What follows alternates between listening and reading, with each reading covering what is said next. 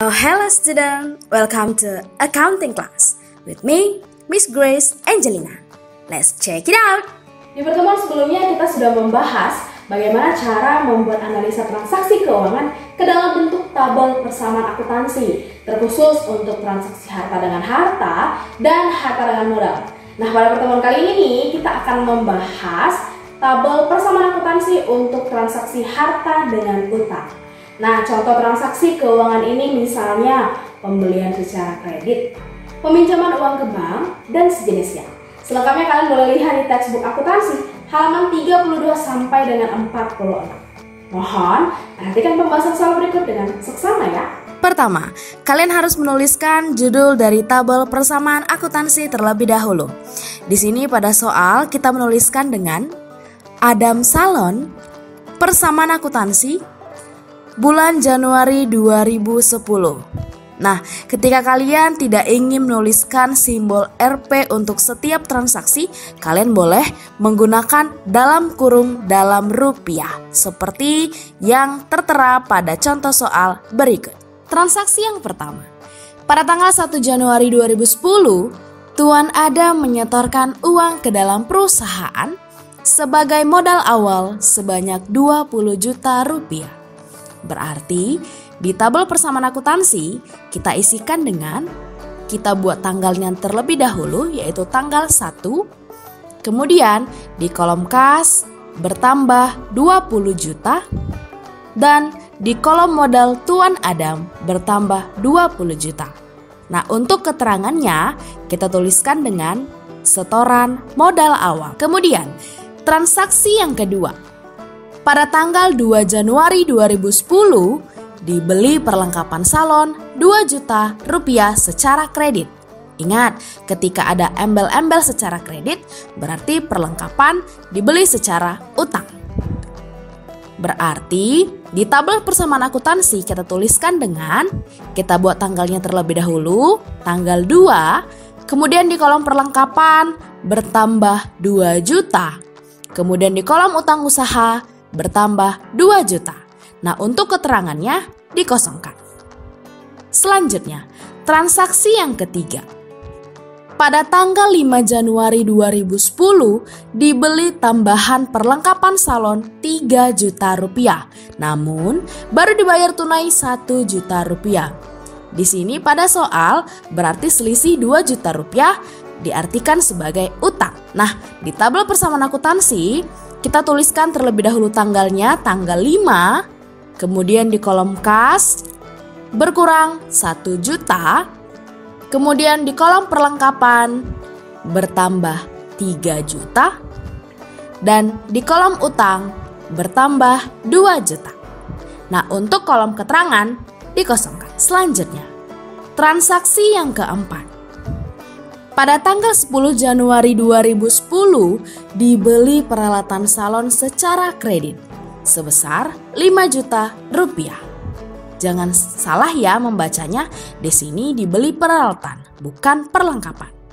Nah, berarti kita buatkan tanggalnya terlebih dahulu tanggal 10, kemudian isikan di kolom peralatan bertambah 5 juta. Nah, kemudian di kolom utang usaha bertambah 5 juta. Transaksi yang kelima. Pada tanggal 12 Januari 2010 dibeli tambahan peralatan salon 1 juta rupiah. Dibayar kemudian 500 ribu rupiah. Artinya dibayar kemudian utang usaha 500 ribu. Sementara selisihnya 500 ribu lagi dibayar secara tunai. Berarti pada tabel persamaan akuntansi kita buatkan tanggalnya tanggal 12, kemudian di kolom kas berkurang 500 ribu, kemudian di kolom peralatan bertambah 1 juta, dan di kolom utang usaha bertambah 500 ribu. Nah, untuk kolom keterangan dikosongkan. Selanjutnya, transaksi yang keenam. Pada tanggal 15 Januari 2010 diterima pinjaman dari Bank BJB 10 juta rupiah untuk tambahan modal. Nah, untuk transaksi ini nih, kalian tuliskan tanggalnya tanggal 15, kemudian kalian tuliskan di kolom kas bertambah 10 juta dan di kolom utang bank BJB bertambah 10 juta. Nah, untuk transaksi ini kalian buat kolom baru ya. Jangan letakkan angka 10 juta ini di kolom utang usaha. Utang usaha dan utang bank BJB itu berbeda. Nah, untuk kolom keterangan dikosongkan. Selanjutnya, transaksi yang ketujuh. Pada tanggal 20 Januari 2010 dibayar utang usaha atas transaksi pembelian perlengkapan salon tanggal 2 Januari 2010 sebesar 1 juta. Nah, di transaksi ini terjadi pelunasan utang ya untuk pembelian perlengkapan salon secara kredit. Nah, berarti pada tabel persamaan akuntansi kita buatkan tanggalnya tanggal 20. Kemudian karena kita membayar berarti berkurang di kasnya 1 juta dan utang kita pun berkurang sebesar 1 juta. Nah, untuk keterangannya dikosongkan. Terakhir, transaksi yang ke-8. Pada tanggal 31 Januari 2010 dibayar utang bank atas transaksi tanggal 15 Januari 2010 sebesar 5 juta rupiah. Nah, lagi-lagi ini ada terjadi yang namanya pelunasan utang, tetapi pelunasan utang bank. Nah, di tabel persamaan akuntansinya kita buatkan tanggalnya 31. Kemudian di kasnya berkurang 5 juta karena kita membayar melunasi utang.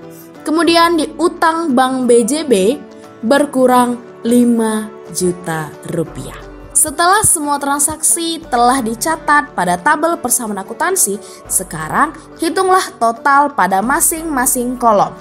Yaitu kita mulai dengan kolom harta yang terdiri dari kolom akun kas, yaitu 20 juta dikurang 1 juta dikurang 500.000 ditambah 10 juta dikurang 1 juta dikurang 5 juta.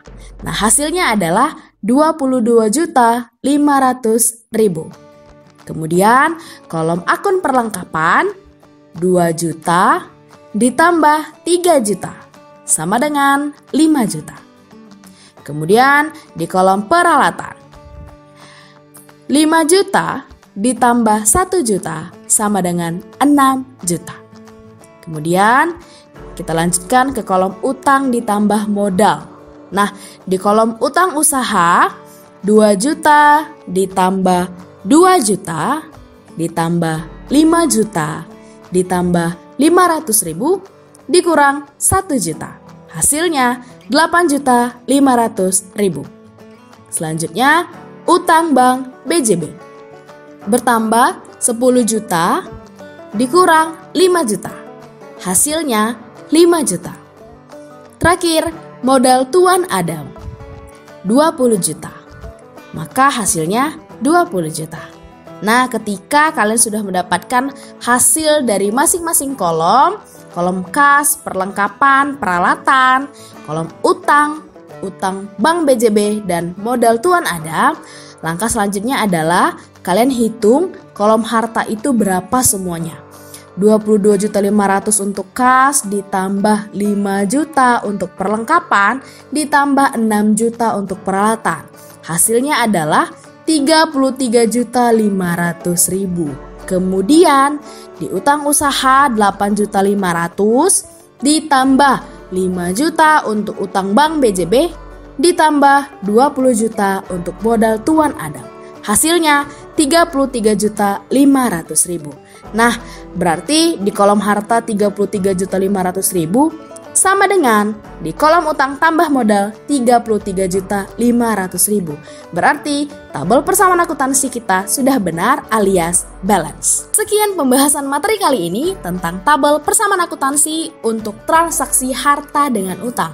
Selanjutnya, kerjakan latihan yang sudah mi-share di Edmodo di kelas masing-masing. Mohon kerjakan dengan teliti ya. Tetap semangat, sampai jumpa.